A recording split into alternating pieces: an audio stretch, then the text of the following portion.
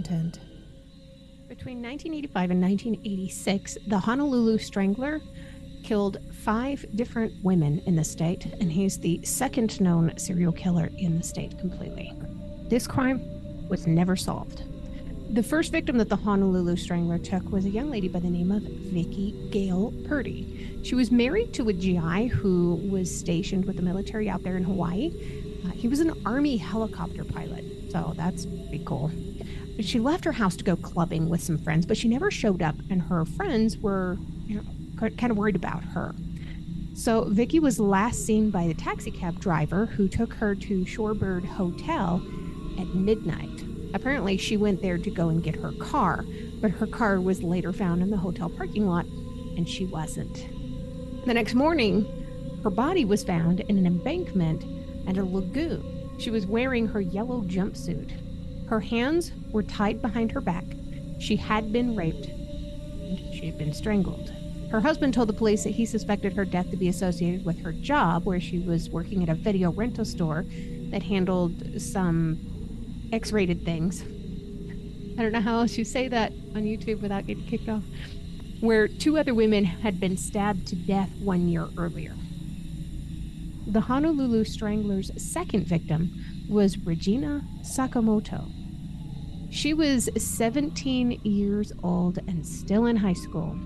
She missed her bus to go to school on January 14th, 1986, and she was last heard from at 7:15 in the morning when she called her boyfriend to tell him that she was going to be late.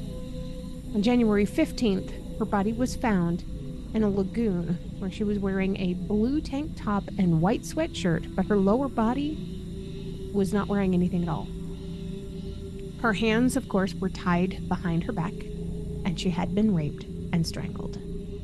She was planning on attending a Hawaii Pacific University in the fall, and that's just absolutely heartbreaking for the family. The third victim taken down by the Honolulu Strangler was a young lady by the name of Denise Hughes. She was 21, a secretary for a phone company, and she commuted by bus. She was active in her church, too. She didn't show up for work on January 30th, and she was found dead in a stream by 3 young fishermen on February 1st. Her body by then was already decomposing, of course. She was dressed in a blue dress and also wrapped in a blue tarp and with her hands bound behind her. This third body made the Honolulu police finally put together a serial killer task force that was established on February 5th. Now, the fourth victim of the Honolulu Strangler was Louise Medeiros. She was 25.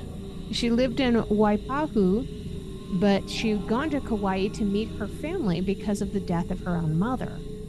She took a late flight back to Oahu on March 26th and told her family she was going to get a bus home from the airport.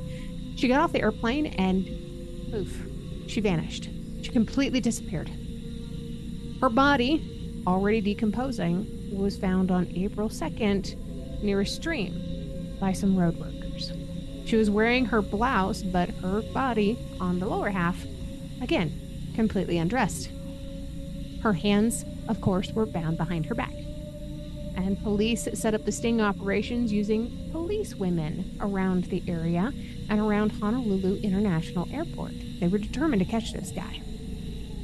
The fifth and last confirmed victim, and I'll explain that in a moment, was Linda Pesci. She was the fifth and last victim as far as we know. She was 36 years old, and according to her roommate, she left home on the morning of April 29th, and she was expected to be home late that evening because she had a pre-scheduled work meeting. But the next morning, after being told that she had not shown up for work and that her car was parked on the side of the road, her roommate reported her missing. A man named Howard Gay told police a psychic told him that her body could be located at Sand Island.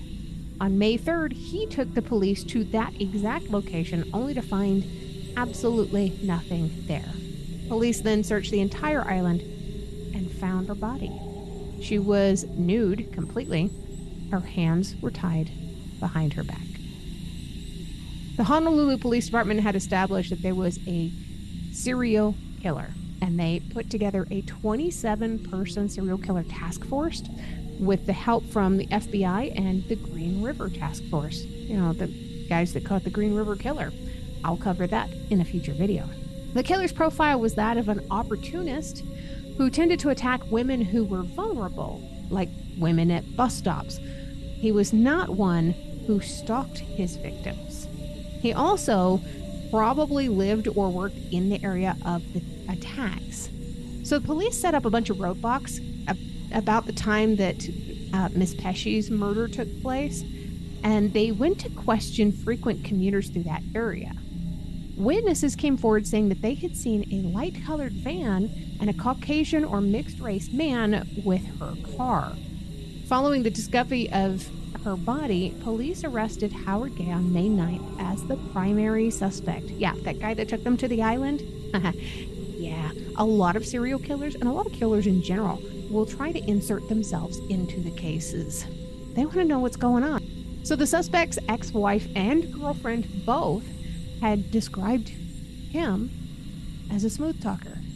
They also provided a potentially incriminating fetish clue, as both of them told the police that they had engaged in bondage activity, allowing him to tie them up, and they would have relations with their hands tied behind their back. His girlfriend said that on nights after they had fought, he would leave the house, and those were the same nights when the murders had occurred. The suspect lived at Ewa Beach, and he worked as a mechanic at one of the air freight carriers along Laguna Drive, so that would leave him really close to the airport. Between 8 p.m. and 3 a.m., he was interrogated, he failed a polygraph test, and was eventually released.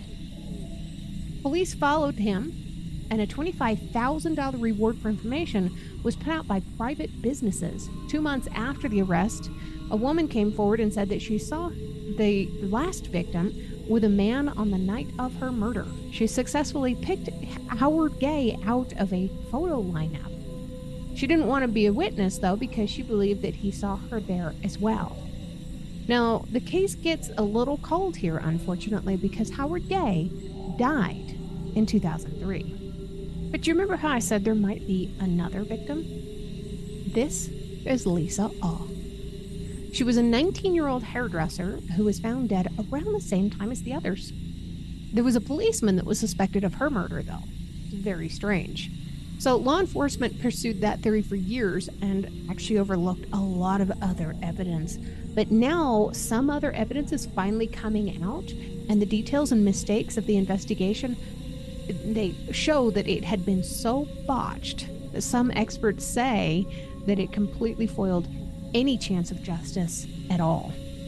So Lisa had been working late when she left her salon on January 20th of 1982. She told her coworkers that she was going to go see her boyfriend at his sister's apartment. On her way, the police report shows that she stopped to buy some poke for the occasion. After dinner, she headed home, but she never got there. And no one would ever see her alive again.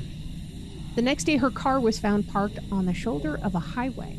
The search would go on for 10 long days, and on January 31st of 1982, her nude, sadly decomposing body was found in a ravine. A lot of people still believe that it was a police officer who killed her, because when her car was found, the window on the driver's side was rolled down and her driver's license was missing, which kind of made it look like maybe she had been pulled over and she had to pull out her license to be able to give it to the police officer.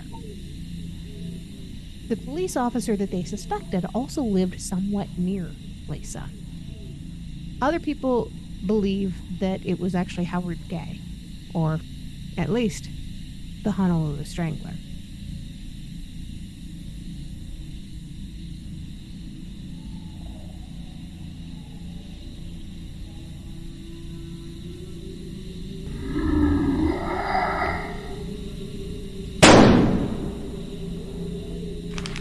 If you're a fan of dark history, don't forget to like and subscribe for more.